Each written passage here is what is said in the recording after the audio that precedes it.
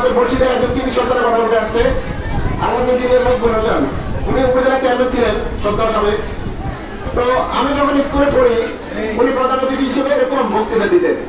তো আমি তখন চিন্তা করলাম যে ইঞ্জিনিয়ার মকবুল হোসেন মানে পড়াশোনা করছে, কত সম্মান, স্কুলে এসে বক্তৃতা দেয়, একদিন যদি আমি ইঞ্জিনিয়ার হই তাহলে তো খারাপ হয় না। আলহামদুলিল্লাহ আল্লাহ পাক কিন্তু কবুল করছে।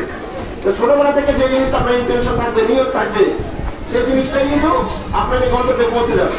এই ছেলেগুলো এখন মনে হচ্ছে যে হ্যাঁ সে ভালো একজন বক্তা হবে, মাওলানা হবে, কেউ চিন্তা করতেছি সে ডক্টর হবে, ইঞ্জিনিয়ার হবে, আইএলটিএস করে বাইরে যাবে, সে বিশ্ববিখ্যাত স্কলার হবে, সায়েন্টিস্ট হবে, তাই না, সে পাইলট হবে, ইলেকট্রিক্যাল ইঞ্জিনিয়ার হবে, মেরিন ইঞ্জিনিয়ার হবে।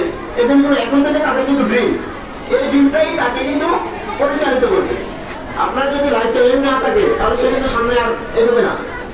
একটা ড্রিমকে টার্গেট করে সে সামনে যাবে। এই জন্য তাদেরকে স্বপ্ন দেখা শেখাতে হবে। প্রিয় শিক্ষকদেরকে বলি, তাদেরকে স্বপ্ন